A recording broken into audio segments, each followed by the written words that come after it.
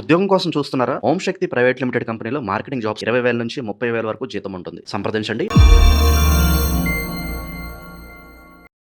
ప్రస్తుతం మనతో పాటు ప్రముఖ ఆధ్యాత్మికవేత్త, జ్యోతిష్య వాస్తు పండితులు బ్రహ్మశ్రీ ఉమామహేశ్వర సిద్ధాంతి గారు మనతో ఉన్నారు. గురువుగారితో మాట్లాడదాం. నమస్కారం గురుగారు. ఆయుష్మాన్ భవ. వృశ్చిక రాశి వాళ్ళకి జూలై నెల 2026 ఓవరాల్గా శుభ అశుభ ఫలితాలు ఏ విధంగా ఉంటాయి గురుగారు? వీళ్ళు ఎటువంటి జాగ్రత్తలు తీసుకుంటే బాగుంటుందంట? సర్వమంగళ మాంగళ్యే శివే సర్వార్థ సాధకే శరణ్యే త్రయంబకీ దేవి నారాయణీ నమోస్తుతే. ఓం శ్రీ గురుభ్యో నమః. ఓం శ్రీ గం గణపతియే నమః. వృశ్చిక రాశి ఆధిపత్యాన్ని వహించిన వాడు కుజుడు, అంగారకుడు.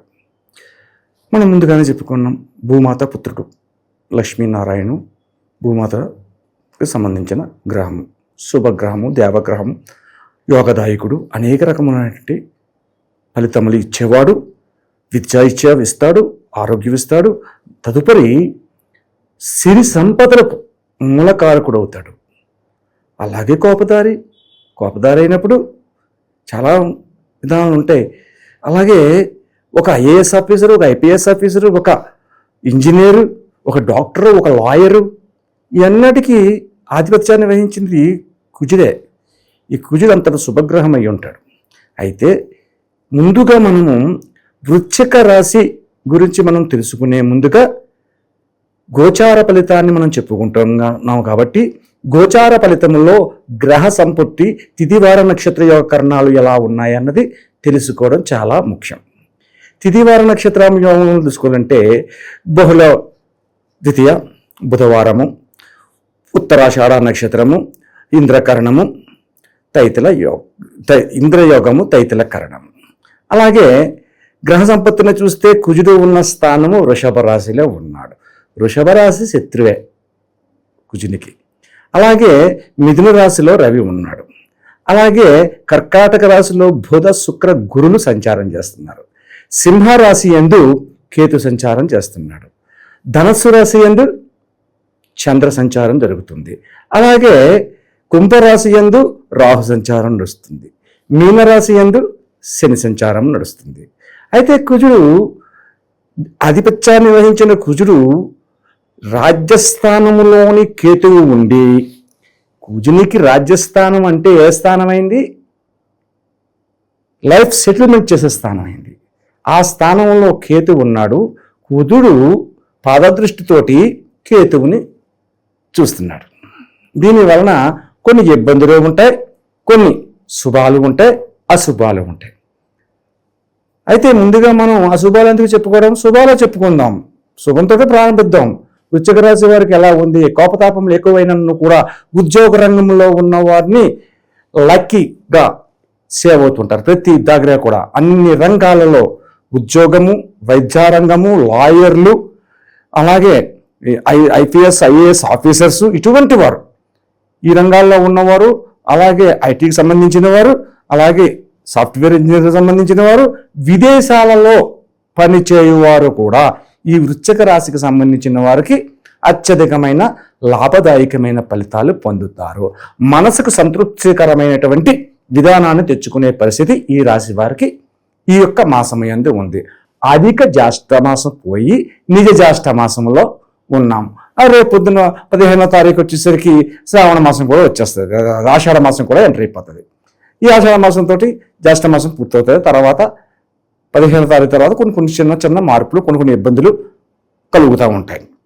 అటువంటి పరిస్థితుల్లో ఉన్నారు. సరే, ఈ రాశి వారు 14వ తారీఖు నాడు, 15వ తారీఖు నాడు రవి మారుతున్నాడు. గోచారంలోని రవి సంచారం మారుతుంది. అలాగే గ్రహ సంచారాలు కొన్ని మార్పులు జరుగుతూ ఉన్నందువలన కుజునికి యొక్క విధానంలో వచ్చేది ఏంటంటే భూ విధానము కానీ గృహ విధానాన్ని కానీ సంప్రాప్తం చేసుకోవాలి. వృశ్చిక రాశి వారు జరుగుతుంది.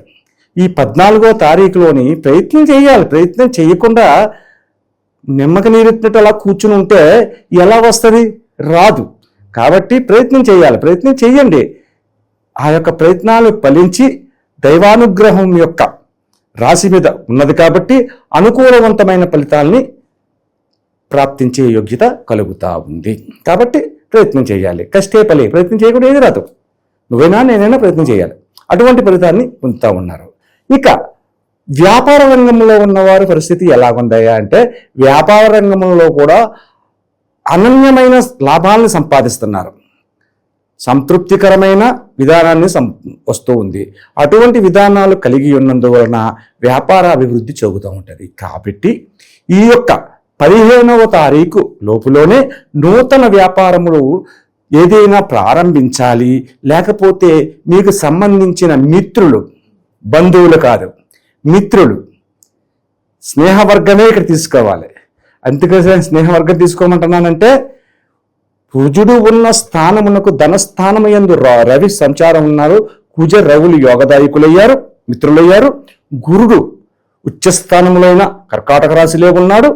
గురు కుజులు కూడా మిత్రులయ్యారు. కాబట్టి మిత్రుల వర్గము వలన ఉద్యోగ రంగం, వ్యాపార రంగంలో ఏదైనా వ్యాపారం చేద్దాము, పొత్తు వ్యాపారంగా చేద్దాం. మీరు ఓ 10 లక్షలు పెట్టండి, లేదా నేను 10 లక్షలు పెడతాను, అలాగని చేసి 10 లక్షలు పెట్టమని కాదు. ఒక 4 లక్షలు, 3 లక్షలు, 2 లక్షలు ఎంతంత వ్యాపారంగా ఉండేవాడు. పెద్ద అపర కోటీశ్వరుల గురించి మనం చెప్పుకోగల జాతకాల్లో. ఎందుకని? వాళ్ళు అపర కోటీశ్వరులు కాబట్టి పెద్ద పెద్ద వ్యాపారాలు చేస్తారు, లాభాలు పొందుతూనే ఉంటారు. నష్టపోయే వ్యాపారాలు ఏం చేయరండి. మధ్యతరగతిగా ఉన్న మనలాంటి వ్యక్తులకి జాతక ఫలితాలని మనం ఎప్పటికప్పుడు పరీక్ష చేసుకుంటూ ఉంటాం. కాబట్టి మధ్యతరగతిగా ఉన్న చిన్న చిన్న వ్యాపారాలు మొదలు పెట్టాలనుకుంటే మొదలుపెట్టండి. రేపు 15వ తారీఖు లోపల ఆలోచించండి. ఎవరైనా వచ్చి అడిగితే అయ్యో ఇంతో మనం చేస్తే నష్టపోతామా అని అనుకోవద్దు. నష్టపోరు, లాభపడతారు. ఆ వ్యాపారాన్ని దినదినాభివృద్ధిగా చెంది అధికమైన వ్యాపారంగా మారడానికి అవకాశాలు ఎక్కువ కనపడుతున్నాయి. అటువంటి విధానాలు ఉన్నాయి. విద్యార్థుల పరిస్థితులు అంటే ఉత్తీర్ణత, అప్పుడు ఇప్పట్లో ఏ పరీక్షలు లేవు, ఎగ్జామ్స్ ఉండవు, నీట్ పరీక్షలు రాశారు మొన్న, అది కూడా చాలామంది యోగదాయకంగా ఉండాలి అనే కోరుకుంటాం. అది వేరే సంగతి. అయితే విద్యార్థి రంగంలో ఉన్నవారు విద్యను అభ్యసించి పూర్తి చేసి ఉద్యోగ అన్వేషణలో ఉన్న వారికి ఉద్యోగ అవకాశాలు రావడానికి ఎక్కువ అవకాశం ఉంది. ఉద్యోగ అన్వేషణ చేయదు. అలాగే విదేశతత్వానికి వెళ్ళాలి అనుకున్న వారికి కూడా ఉపయోగకరమైన స్థితిగతులు పొందుతూ ఉన్నారు. అటువంటి పరిస్థితులు వీరికి ఈ యొక్క విద్యార్థులకి. అలాగే ఇక్కడ ముఖ్యంగా తీసుకోవలసింది ఏంటంటే, భార్యాభర్తల సఖ్యతా స్వభావాన్ని తీసుకోవాలి. భార్యాభర్తల మధ్య అవగాహన ఎలా ఉందంటే, చిన్న చిన్న గొడవల కింద వచ్చి అవి కొంచెం పెద్దవిగా అయ్యే పరిస్థితులు ఉంటాయి. అయితే ఇక్కడ ముఖ్యంగా తీసుకోవలసిన విషయం ఒకటి ఉంది. ఎలాగంటే, భార్యాభర్తలు అంటే ఏదో 10 సంవత్సరాల క్రితం, 15 సంవత్సరాల క్రితం వివాహమైన వారి గురించి నేను చెప్పట్లేదు. కొత్తగా వివాహమైన ప్రేమ వివాహం జరిగిన వాళ్ళ గురించి చెప్తున్నాను. ప్రేమ వివాహంలో జరిగిన వారికి కొన్ని ఇబ్బందులు ఈ యొక్క మాసంలో దగ్గరగా వస్తున్నాయి. కాబట్టి అంటే ప్రేమ వివాహం చేసుకున్న భార్యాభర్తల్లో చిన్న చిన్న అపవాదులు వచ్చినా, చిన్న చిన్న మాట పట్టింపులు వచ్చినా, అది వాక్కుని ఎక్కువగా ఉపయోగించకుండా తగుమాత్రముగా ఆచితూచి మాట్లాడుతూ సర్దుబాటుగా చేసుకుంటే జీవితం సుఖ సంతోషాలుగా ఉంటుంది. లేకపోతే ఇది నువ్వొక మాట అన్నావు, నేనొక మాట అంటాను, నేనొక మాట అంటే నువ్వెందుకంటావు అనే వాగ్వాదానికి దిగితే దాని వలన చాలా దారుణమైన పరిస్థితికి చేరుకోవాల్సి వస్తుంది. ఎందుకంటే అది డైవర్స్ అయ్యేంత వరకు కూడా వెళ్ళిపోతాయి. అటువంటి పరిస్థితి అంటే బ్యాడ్ అన్నది కూడా ఉంది. కాబట్టి ఆ బ్యాడ్ ఇక్కడ ఉంది. ఎవరి దగ్గర ఉంది? ప్రేమ వివాహం చేసుకున్న వారికి. అలాగని చెప్పేసి ప్రేమ వివాహం చేసుకున్న 15 సంవత్సరాలు 20 సంవత్సరాల క్రితం వాళ్ళ గురించి మాట్లాడటం లేదు. కొత్తగా ఒక 5 సంవత్సరాలు 4 సంవత్సరాలు 3 సంవత్సరాలు ఇలా చేసుకున్న వాళ్ళు ఉంటారు కదా, ఆ ప్రేమ వివాహం జరిగిన వారికి మాత్రం ఇటువంటి ఇబ్బందికరమైన పరిస్థితులు ఉన్నాయి. అలా కాదండి, ప్రేమ వివాహం కాకుండా అరేంజబుల్ మ్యారేజ్ చేసుకున్న వారికి కూడా ఉన్నదా? లేదు. అరేంజబుల్ మ్యారేజ్ చేసుకున్న వారికి ఒకరిని ఒకరు అర్థం చేసుకుని భార్యాభర్తల యొక్క విధానానికి ఒకరి మాటకు ఒకరి పొంతనగా మాట్లాడుకుంటూ ఉన్నందువలన ఉపయోగకరమైన స్థితిని పొందుతూ ఉన్నారు. తదుపరి సంతాన విధానంలో కూడా వీరు ఎక్కువగా శ్రద్ధ ఎక్కువ తీసుకుంటారు. శ్రద్ధ ఎక్కువ తీసుకున్న ఎప్పుడైతే శ్రద్ధాపూర్వకంగా తల్లిదండ్రులు సంతాన విధంగా ఉన్నారో వాళ్ళ యొక్క జీవితాలు ఉన్నతమైన స్థానానికి చేర్చుకునే అవకాశాలు ఉంటాయి. తదుపరి ఈ యొక్క రాశిలో ఉన్న ప్రేమతత్వ విధానాన్ని జరిపే వాళ్ళు ఉంటే, మొన్న మనం కన్యరాశిలో చెప్పుకున్నాం, సేమ్ ఇక్కడ అదే చెప్పుకోవాల్సి వస్తుంది. అంటే ప్రేమ విధానంలో ఉన్నప్పుడు కొత్తగా ప్రేమ విధానంలో పడి మనం మీకు చెప్పాలి, ఇప్పుడే చెప్పి మనం చేసుకుందాం అని అనుకున్న వాళ్ళు మాత్రం ఈ నెలలో చేయవద్దు. ఎందుకంటే గొడవల కింద ఎక్కువగా ఉంటాయి, అనేక రకమైన ఇబ్బందులకి గురవుతుంది.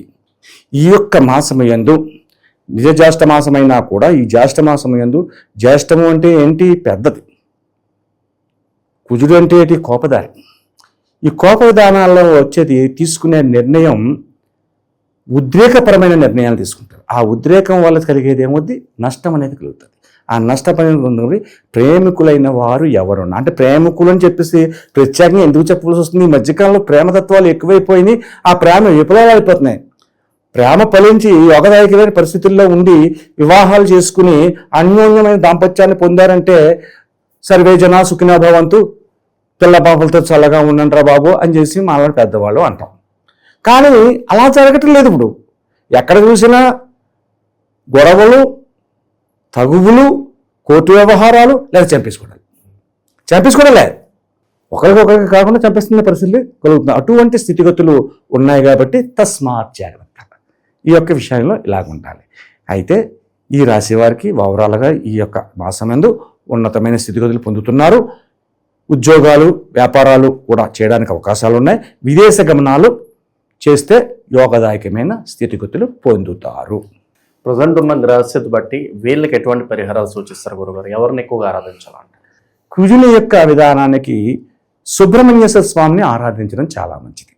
సుబ్రహ్మణ్యేశ్వర ఆరాధన చేసినందువల్ల ప్రేమతత్వ విధానాల్లోని నష్టదాయకమైన పరిస్థితులు కలిగిన కోపతాపములు తగ్గించడానికి అనేక రకమైనటువంటి విధానాలు ఉంటాయి. సుబ్రహ్మణ్యుడు అంటే ఆయన శివపుత్రుడు కాబట్టి శివతత్వంతో పాటు కలిగి ఉన్నది కాబట్టి విష్ణుమూర్తికి మేనల్లుడు అవుతారు. వరుసకి విష్ణుమూర్తి యొక్క కుమార్తెలైన వల్లీ దేవసేనలు కూడా భార్యలయ్యారు. కాబట్టి సుబ్రహ్మణ్యేశ్వర స్వామి ఆరాధన చేసుకోవడం వల్ల అధికమైన యోగదాయకమైన స్థితికి పొందు. అయితే సుబ్రహ్మణ్యేశ్వర స్వామి ఏ రోజున ఆరాధించాలి? కుజుని యొక్క వారమైనది జయవారం, అదే దీన్ని మంగళవారము అంటారు. మంగళవారం నాడు సుబ్రహ్మణ్య స్వామికి పాలాభిషేకాన్ని చేయించండి. అలాగే మంగళవారం అభిషేకం చేయించాం కదా, సరిపోతుందండి అంటే చాలది. ఇక్కడ ఉదయకాలంలో సుబ్రహ్మణ్యేశ్వర స్వామికి పాలాభిషేకాన్ని జరిపించిన తరువాత సాయం కాలం యందు శివాలయమునకు వెళ్ళి శివ దర్శనాన్ని చేసుకుని శివునికి ఒక కొబ్బరికాయ ఏదో దర్శించి, అంటే శివపుత్రుడు కదా, శివునికి దర్శనం చేసుకుని కొబ్బరికాయ ఏదో కొట్టించుకుని అక్కడ కూర్చుని ఒక 10 నిమిషాలు 20 నిమిషాలు శివుని ఎదుర్కొంటా కూర్చుని రామనామ జపాన్ని చేసుకోవాలి. రామనామ జపం చేసుకున్న తర్వాత శివునికి కొట్టిన కొబ్బరికాయనే కానీ అరటి పళ్ళు కానీ ఇంటికి తేకూడదు. తినగలిగితే మీరు తినేయండి అక్కడ, లేదా ఎవరైనా ఉంటారు వాళ్ళకి ఇవ్వండి. రక్తహస్తాలతో రావాలి, ఏది ప్రసాదాన్ని తీసుకురాకూడదు.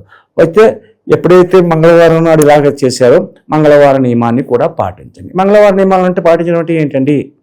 మంగళవార నియమాలు పాటించడం కుజునికి అత్యంత ప్రీతికరమైన వారము కాబట్టి సాధ్యమైనంత మట్టుకి మౌన వ్రతాన్ని పాటించండి. అంటే తక్కువగా మాట్లాడండి, మొత్తం మాట్లాడకూడదు, మాట్లాడడం అనట్లేదు, తక్కువగా మాట్లాడండి. కోపతాపాలు రానియకుండా, మాటకి చిరికి కోపం వస్తుంది. మీ యొక్క బంధువర్గం వారు మిమ్మల్ని రెచ్చగొడతారు, అటువంటి వాటిని రెచ్చిపోవద్దు, మామూలుగా మౌనంగా వహించండి. అలా ఉండి ఆ యొక్క మంగళవారం నాడు మధ్యాహ్నం శాకాహార భోజనం చేసి మధ్యాహ్న సమయంలో నిద్రపోకుండా ఉండి విష్ణు సహస్రనామాన్ని వింటూ విష్ణు సహస్రనామాన్ని వినాలి. విష్ణు సహస్రనామాన్ని వినండి. తర్వాత సాయం సంధ్యా సమయంలో శివ దర్శనం చేసుకోండి. సాయం సంధ్యా సమయంలో పాలు పళ్ళు, లేదంటే ఆ పాలు పళ్ళు చాలామంది మాకు కొంచెం ఫుడ్ కావాలండి అనుకుంటే ఏదో టిఫిన్ కాఫీ ఇటువంటివి తీసుకుని కింద నిద్రపోవాలి. కింద చాప వేసుకుని మంచం మీద నిద్రపోకూడదు. కింద చాప దుప్పటి తలగడ ఇటువంటివి వేసుకుని నిద్రపోవాలి. ఈ రకమైనటువంటి పరిహారాన్ని చేస్తే కుజతత్వంలో వస్తున్న అసామాన్యమైనటువంటి పరిస్థితులు, అంటే భార్యాభర్తల మధ్యన తగవులు, అలాగే కీచులాట విధానాలు, ఇటువంటివన్నీ తొలుగుతాయి. ఆరోగ్య పరిస్థితి కూడా చాలా మెరుగుగా ఉంటుంది. ఈ వేళకే ఆరోగ్యంలో నష్టం ఏమీ లేదు, బాగానే ఉంది, ఇంకా బాగుగా ఉండే పరిస్థితులు పొందుతారు. కాబట్టి సుబ్రహ్మణ్య స్వామిని శివతత్వ విధానంలో ఆ దర్శనం చేసుకుని సుబ్రహ్మణ్య స్వామి పాలాభిషేకం చేయట అన్ని విధముల క్షేమదాయకం.